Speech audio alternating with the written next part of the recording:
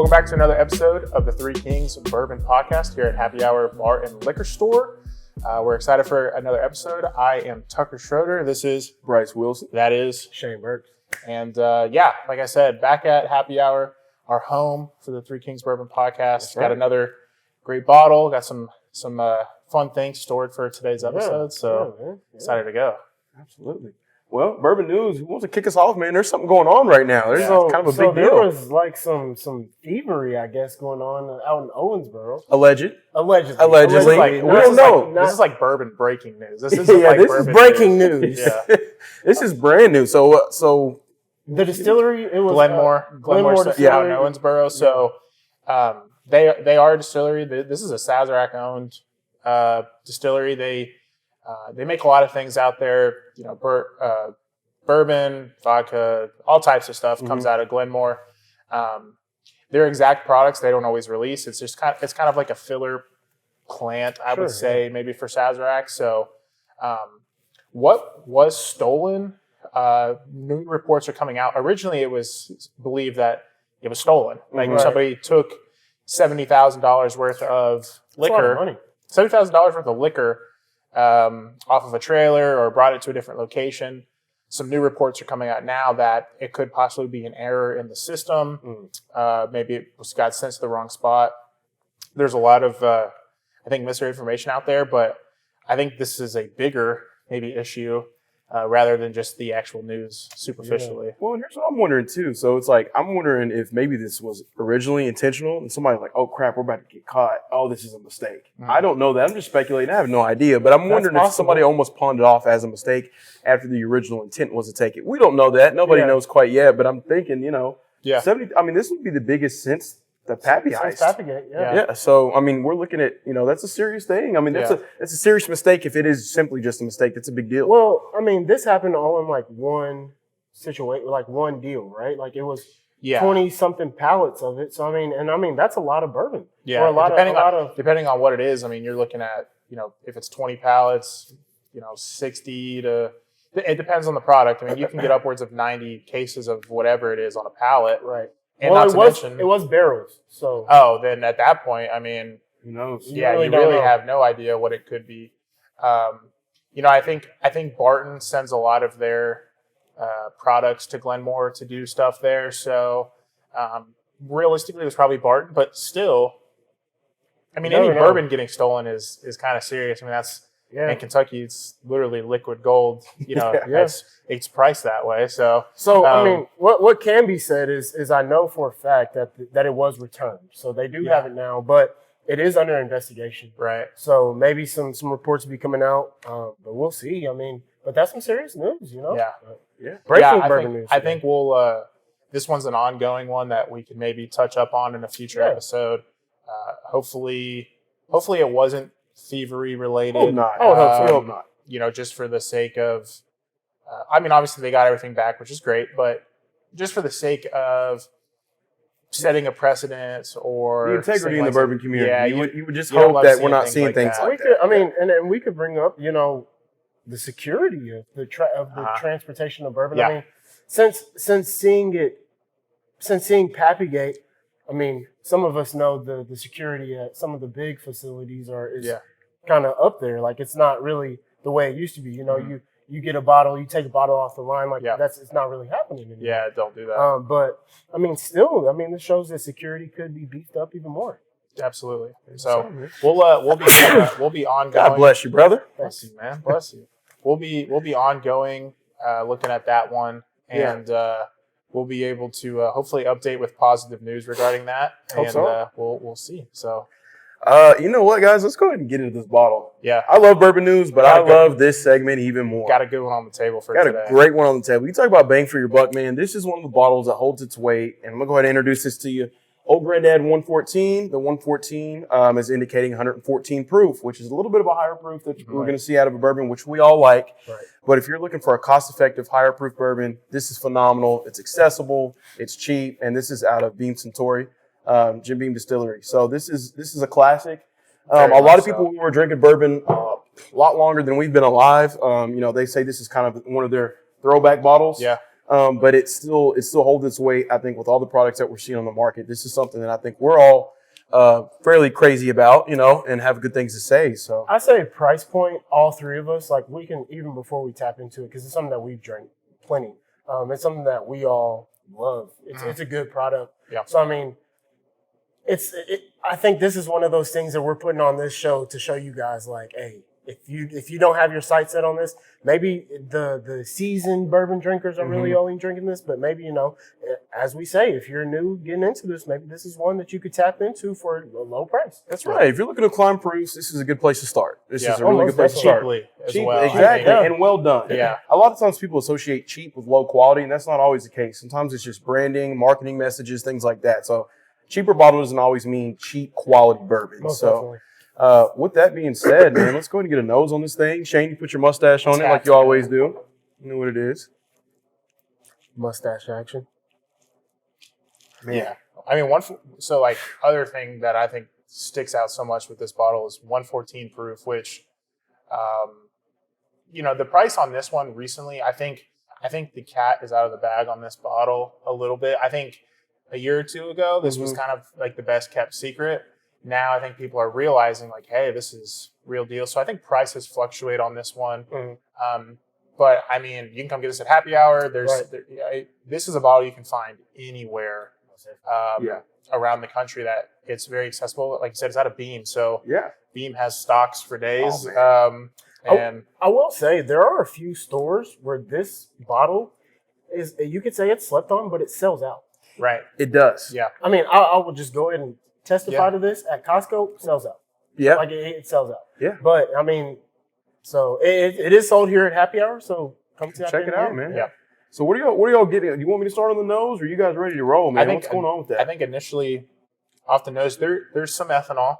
I think, again, let's think about the value proposition here of this bottle. I mean, mid-20s, sometimes in the 30s for this bottle, but I mean, 114 proof. It's a little bit of ethanol burn, but nothing that's like sharp, I would say. I think one thing I get is super dark, like stone fruit or pit fruit, and then a ton of baking spice. I think it's almost like not the similar sensation if you smelled like pumpkin spice bread, but without the pumpkin. Or just the spice kind of, maybe carrot cake-esque. Maybe like some zucchini bread, maybe. Interesting. I think carrot cake-esque is to this one. I'll probably take this a bit of a different direction. I think with some of your initial notes on that nose, I'm getting almost like a deep, light cherry. Like it's a deep, heavy cherry, but it's a lighter scent. Like it's not as pungent. I say pungent. I mean, I guess strong as you would expect from a 114. Sometimes you get that and it smacks you in the nose. Right. I'm not getting that. I'm getting those notes, but it's really light. It's kind of just the pie in a cartoon when it goes like this and you follow the scent trail. Right. It's just real light. It's just right. Yeah. It's nothing too heavy. It's nothing too crazy going on. But I'm getting almost like that deeper cherry, but in a light sense. It's not super perfumey, super pungent for me. I think when I first started sniffing it, it was strong. I would say that when I was sniffing it at the beginning, I would say, okay, this is a higher proof bourbon if it was in a blind. So I think us being prepared for it, kind of, and then once you kind of become a little nose blind to it, it's not really, burning your nose hairs anymore. And that may be the case for me, where I'm saying it's kind of a lighter scent for me, or it's not that harsh for me. It's just because I've been sniffing it a little bit before this episode, and I've smelled it a million times. Right. So, as far as the fragrances that I'm getting from it, it's almost kind of maple-esque. Yeah, I think there's some I think we've done a few fall bourbons. I think the Rare Breed was a very fall bourbon. I think this is right there too, as far as being a fall bourbon. Like the notes you're getting are ones that you would be happy to have when it's chillier or about the fire or something like that. And this one, I mean, I just know from as well. I mean, once we get into the palate as well, but this, even with when it has a little bit of water or ice in it, the nose even opens up even more. Sure. So, I think I'm getting some of those baking spices that you were alluding to as well, Tunk. I think like maybe some nutmeg, almost kind of eggnog-y smelling a little bit. I know that's a hot take around here. Who likes and who doesn't like eggnog? Well, I like eggnog, but I ain't getting it. But you know what? I will say this: a lot of we've named a lot of different notes on just this nose. Yeah. We'll probably spend a little more time on this nose than we typically do, which is about a the good sign to me. complexity of this. And Exactly. I think one thing that's super cool, I think a lot of times with Beam products in particular, I think I lean towards more like savory notes with Beam rather than sweet notes. And I think I'm leaning more sweet and spicy rather than with think of something like complete opposite spectrum, but Booker's. When I smell a Booker's product, I'm like, oh my God, that's peanut shells. And it's spicy as well. Yeah. This is more like, nice cherry. Approachable. Yeah. It's more approachable. Yeah. So. Well, with that being said, fellas, I say we go ahead and rank this nose because I'd like to taste it. So I think we can get that out of the way. For me on the nose, like I said, I think there is an ethanol pump that maybe brings it down for me. But you want to talk about complexity as far as some of the notes you're getting, and I think value in mind. I mean, ethanol brings it down a little bit for me, but I think I'm at 3.1 on the nose here. Okay. So. Well, I'm going to jump up on that a little bit, Tuck. I think I'm a little higher than you on this. That ethanol, I'm definitely getting it, but I don't think I'm getting it quite as much as you are. And I'm kind of able to kind of smell past that, I guess, so to speak. And with that, it's a very enjoyable nose. I've probably sniffed this 100 times since we started this. It's going to be really hard for me to give something to get into the 4 crowns for anything. So I'm going to go right under that at about 3.8. Nice. On the nose, which is really good for me. I think I'm going to follow you up right around 3.6. I think it's a great nose. It's definitely enjoyable. A little bit of that I'm picking up. I'd say I'll drop it. I was thinking 3.8, but I'm going 3.6 just because it was a little hot on the beginning of the nose. Burning my nose just a little bit. But I say overall, it's enjoyable. It's an enjoyable. So yeah, for sure. Man, let's cheers this thing up and get a sip, ready? Fellas. What you think? Yeah, let's do it.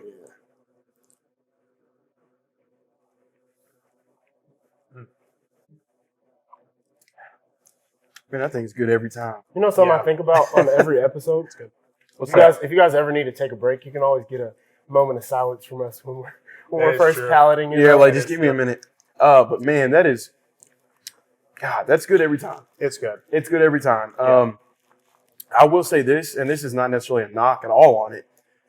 The palate isn't necessarily as complex as the nose. No, it's not. Which I'm not upset about. I'm on the palate. I'm getting more of those baking spices. I'm getting some of the rye spice in there. I don't know the mash bill on this. I don't know that it's disclosed, but I'm picking up some rye out of there, which I don't hate at all.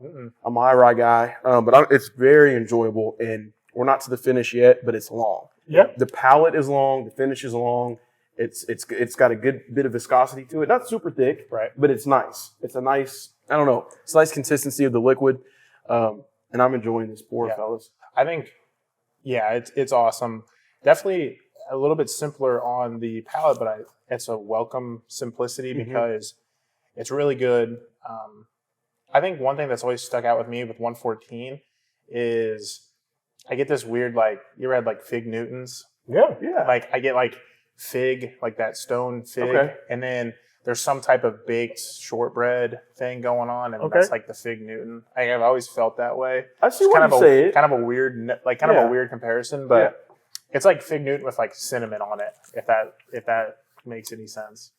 I almost get a raisin, so I see why you say that because now that I'm smelling it again after tasting it, sometimes that palate and that nose works together to identify what it is on the palate, and I'm kind of getting some of a raisin, some of that deeper cherry I was mentioning. It's kind of expressing itself as a raisin. Like a spiced raisin on the palate to me. You guys have heard me say it a bunch. There's a few times where on my palate, I'm not really picking up anything super specific, but I'll say it's good bourbon. Yeah. This is one of those where it's it's nothing's really hitting me in the face as far as flavor profile.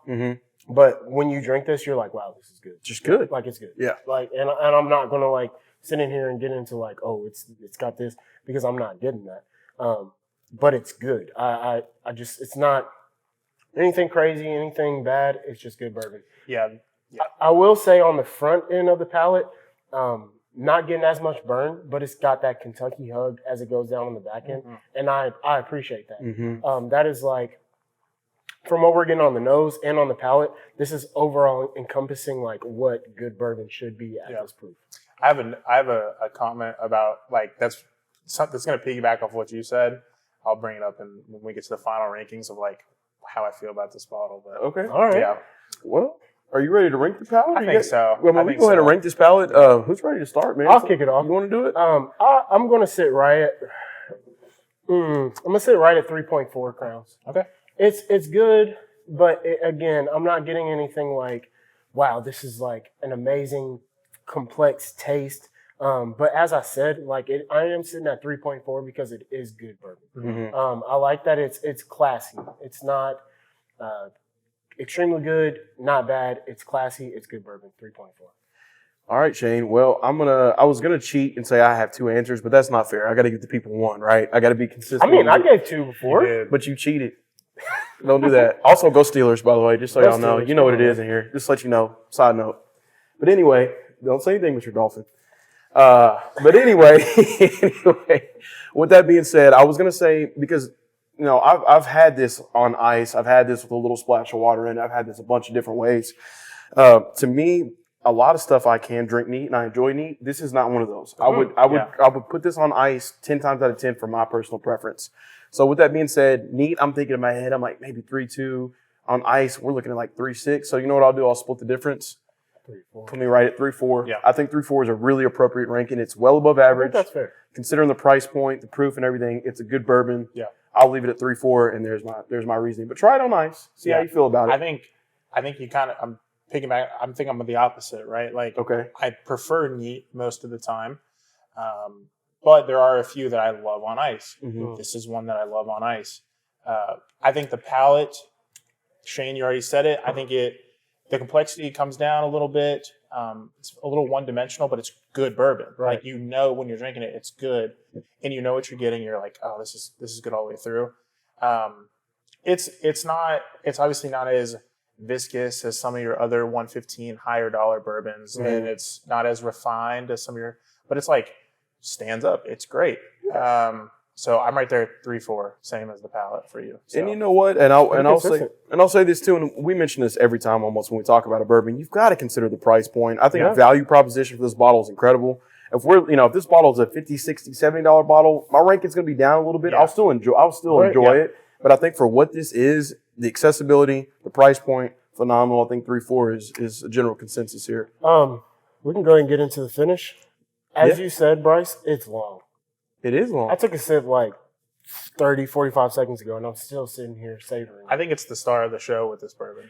We all agreeing on the exact same time on the same stuff. The thing is, I'm with you. And this is where you guys will see the discrepancy between our flavor palettes and whatever, is when you get a bourbon that's done differently or it's got these nuances to it, we'll be like, I like this or I don't. Mm-hmm. But when you got something like this and it's a consistent product, something that we know what we're going to get out of every time, it's not super special, it's not bad, we're going to be consistent with it. It's just very straightforward. It's good. And it's right. Yeah. So, yeah, palate-wise, we've discussed it. As far as the finish goes, I'm picking up some of the rye on the finish, which I like. I like a high rye bourbon. I don't know that this is, again, as far as I know, this mash bill is not disclosed.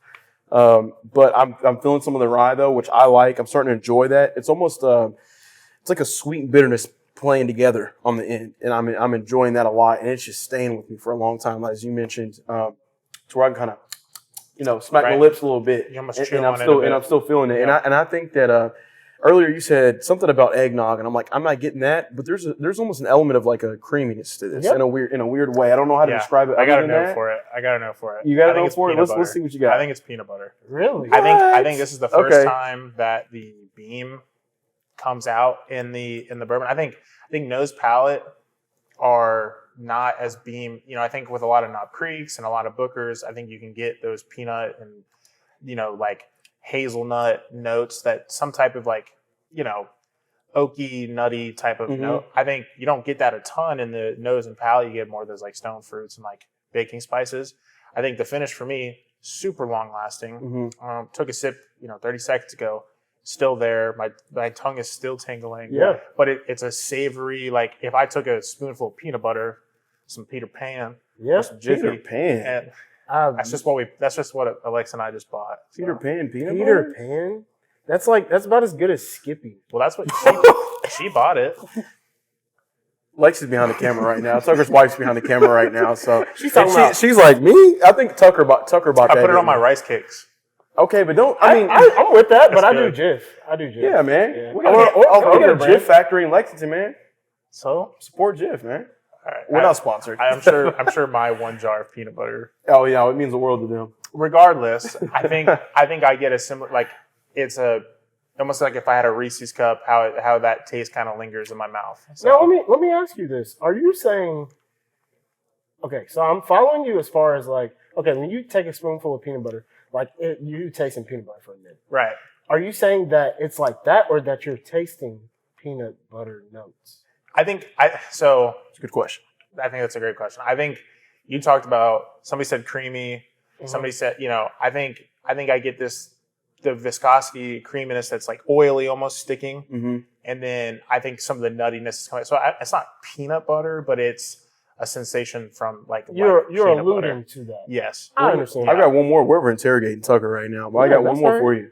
Where you mentioned a lot of times, and I do too, that you get some of those peanut nutty-ish notes out of Beam products. Mm-hmm. If this is not a Beam product, do you think that you're bringing up the peanut butter point, or do you think that your mind is kind of leading you towards that way because of previous experiences? Maybe not. Yeah. I think this could also be easily disguised as just like good oak and rye spice. Yeah. And maybe in my head I'm just like, oh, I know it's just Beam. viscous on the back end. But you know what though? I don't think that's probably some peanuts in it. I don't get that particular note, but I don't think it's crazy. I don't think it's all for you to say that is because again the long lastingness, the oiliness of it, kind of there. So with that being said, let's go ahead and rank this. Let's rank it, baby. Let's do it. 4.2 crowns. Yeah. On the finish? Yeah.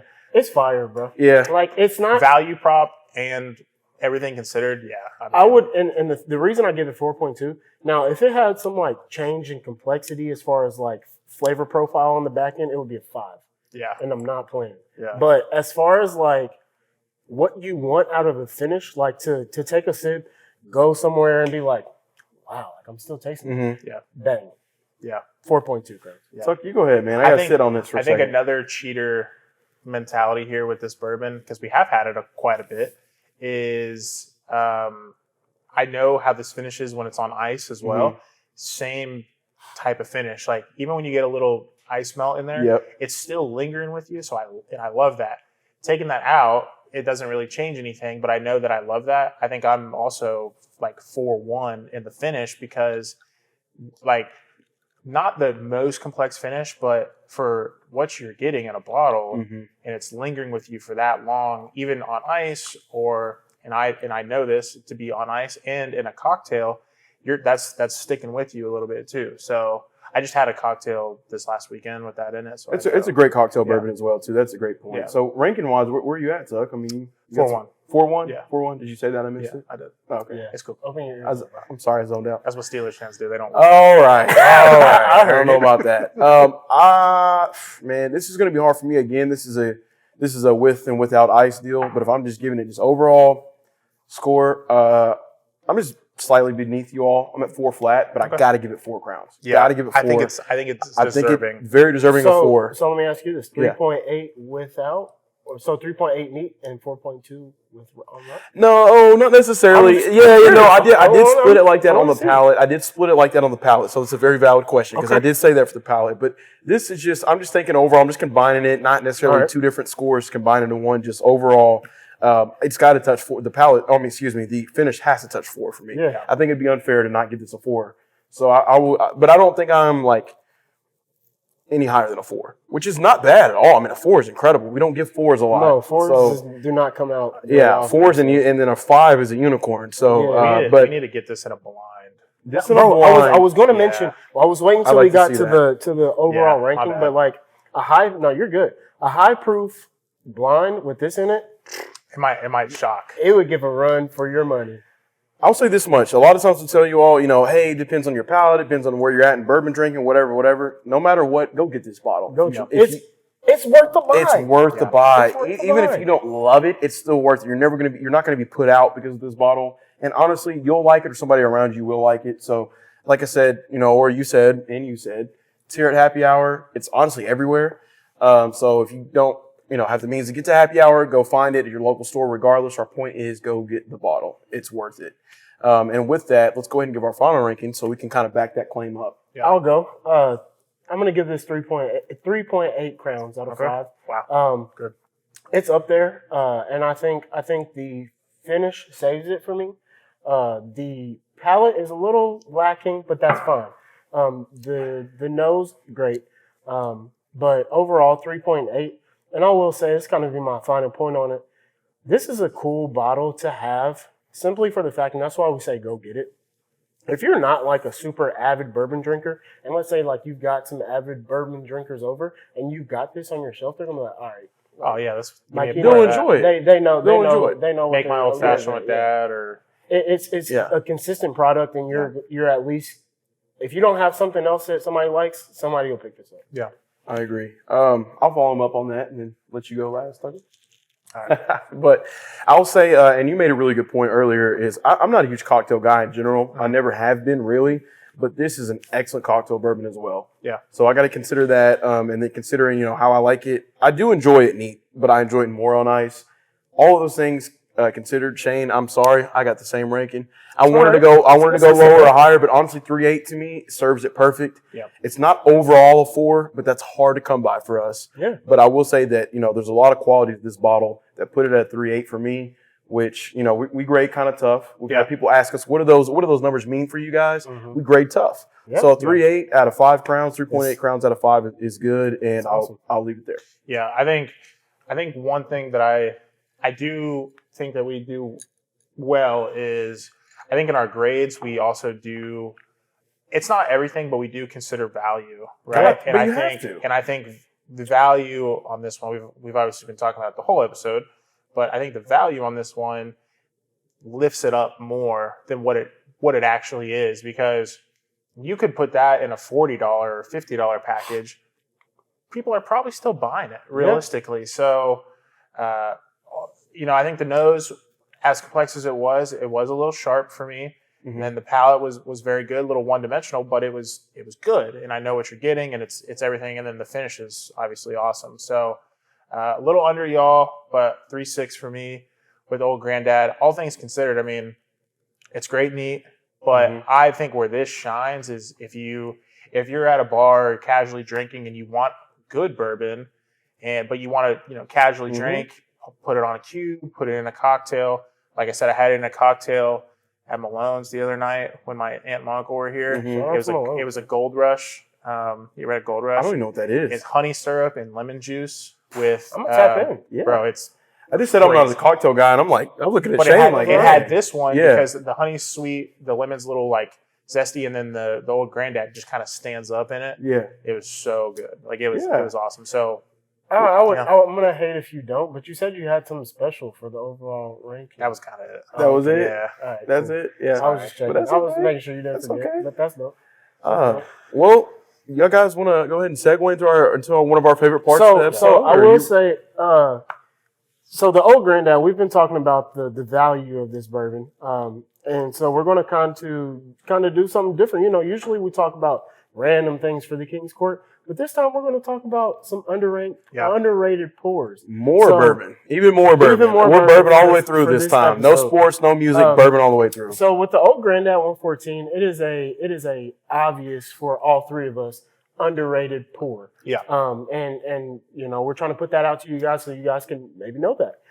But each of us have picked an underrated pour, and we have the bottles here to present to each other and to present to you guys. So, I can't wait to see what y'all have. We were texting in the group chat. I can't wait to see what you guys got. Mine's been hidden under here the whole time. I know, don't cheat now. Who wants to go first? You introduced us, Shane. Right. You go first. I will go first. So I will say this one is one that I know all three of us like, and it's one that can follow this up excellently because not only is it a good bourbon, but it's another cheap bourbon that you can buy with great quality. I bet I got a few ideas. I got like 3 bottles in my head. We've got 2. Oh, he's got 2. So I got 2 bottles. Okay. So that makes sense. It does make sense. The benchmark series all in itself is really what I wanted to bring up. Me personally, I like this Benchmark Foolproof. I think it's an awesome product. We are proof hounds, as we've talked about. And this is one, it's right at 125 proof, so it's up there. But it is foolproof. And the bonded as well. Great product. So, and if you guys do not know what a bonded product is, tap into one of our educational videos. We did do a video on what it means to be bottled in bond. So yeah, my two, we're supposed to have one, but I got two. Well, it's a series, a benchmark. Because you could, I think they have the benchmark small batch, and they also have the benchmark top floor. That's right. Which complete those two. And they're all really good, in my opinion. I actually lean to the bonded in that lineup. The foolproof is great. Yeah. I prefer the bonded. I think it's in a way, I think it's a refined version of the foolproof. I think it's just good. But Buffalo Trace, I think similarly to the 114, where this is like, okay, that's from a big time distillery, 114 proof. You're getting a great package bourbon for the value. Buffalo Trace doing a similar thing there. Well, that's the thing about it. For y'all that don't know, like Tucker just mentioned, and then we'll get into mine and then yours. But this is Buffalo Trace product. So if we just had a Buffalo Trace sticker on here and it didn't say benchmark, it would go crazy. You could put another $20 on that bottle and put it on the shelf, and it would sell out. But with that being said, it's a Buffalo Trace product. It's a great product, affordable, accessible. Good pick, Shane. Yeah, good job. Thanks. Now on this next one, I'm gonna get a little bit of flack, maybe from you too. I don't know, and definitely from some people watching this. People are crazy about only Kentucky bourbons. Well, I'm here to tell you, as a Kentucky boy, I love my Kentucky bourbons first. There are good bourbons made in other states. There just are. And what I have today is one of them. This Bibb & Tucker 6-year. Okay. All right. All right. This is out of Columbia, Tennessee. I tried this at Jake's Cigar Bar for the first time, and a good friend of mine there, a bartender there, said, I got this bourbon out of Columbia. And I'm like, Columbia? Bourbon's only made in the United States. Columbia, Tennessee. So it was pretty cool. Tay put me onto that. So, shout out to him for that. I will say, so they've got the 6-year, they've got a 10-year, and they have a 12 that has eluded me for several years. If y'all are seeing this, please let me know about the 12-year, because I've only seen it in store picks and it's been gone. But I'll say all that to say, this 6-year is phenomenal. It's at 92 proof. Again, it's out of Tennessee, so if you're going to cheat on Kentucky a little bit, it's okay. Yeah. There's good bourbon made other places, I promise. Yeah. And I wouldn't have brought this here without it, without mentioning that. Yeah. But I think that, the people that do know about this bourbon like it. And the people that don't have any clue about it, because it's not a Kentucky product. But price point, you're in the, low 60s. Nothing crazy. It's not going to break your bank, but it's worth it to me. I think it's good quality. It's a delicious pour. It's complex. It's good. And like I said, if you see the 10 and the 12-year, first of all, you see the 12-year, give me a call. But you see the 10-year, grab that as well. You see the 12-year, grab that as well. But I'll leave it at that, and then let you pull it. I was going to say, generally, we talk about how we don't agree on bourbons.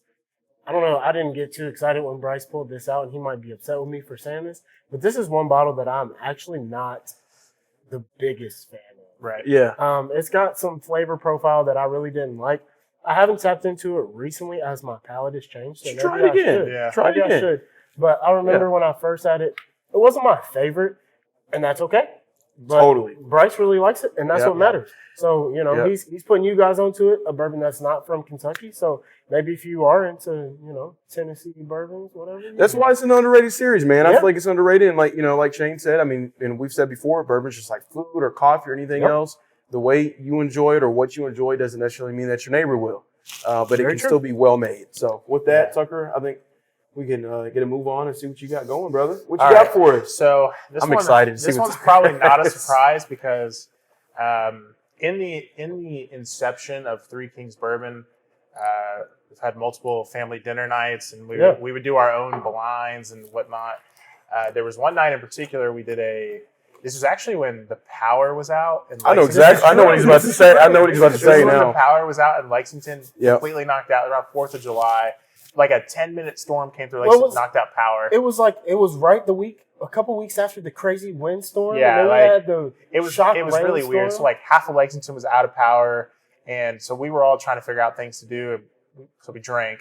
But in that wake, we did a around 100 proof blind, about 6 or 7 bourbons that we had the women blind for us. And we had some hitters in that blind. We did, man. We had big boys. We had that Bardstown, Bottled and Bond E.H. Taylor was in there. E.H. Taylor. And what stood up? I think there was a Russell's, but one thing to me that won it for me. It won it for all three. I mean, it won it. And this, honestly, I want to pick this. So I'm glad I know what you're pulling out now. Wild Turkey 101, man. I think you go to certain places in certain bars and around here in Lexington or anywhere. I mean, this is well liquor to them. I mean, they put this in cocktails. If you ask for a whiskey and Coke, I mean, they're putting 101 in it. It's just not that great, but it is. A fifth of this is $24, $25. Yeah. I mean, you can find it as low as 21, 22. I mean, and we had it, just in context, we had it in a blind with E.H. Taylor small batch. Cleared it. I mean, it was phenomenal. And every time I go back to this bourbon by itself, it's great. It's super good. It's very complex. Mm-hmm. It's not a secret how I rated Rare Breed with the turkey. I'm obviously a turkey fan, so maybe some bias, but I think that this bourbon gets passed up a lot. But you could literally pick this up in most of these bourbons right here, you can pick these up for such a low price point. And these are all and all these are happy hour as well too. I mean, that's just kind of coincidental. I mean, we were going to do these bottles regardless, and it's 101 proof. This is right there. This is an entry level bourbon that's 101 proof. So if you want to put it on some ice or you want to put it in a cocktail, I actually don't love this as much in a cocktail, but on ice it's still great. So I think that it's excellent. I think that you can't go wrong with this. Good pick, Tucker. Man, good pick. I like that. I think it's important to say that all these products that we have out here today, everyone that's on the table is sold here at Happy Hour. So come out here. And then again, if you guys have an underrated pour, won't you let us know about it in the comments? Let us know. And if you guys have something that you guys want us to put on here, please let us know. And we'll check it out. I think this would be a fun. Maybe we piggyback this episode off of doing a blind with some of these bottles. We should do a blind. We should put it up on the YouTube of having a blind with some of the underrated. You know what I'd like to do? I'd like to have a blind with this in it and see what Shane thinks again.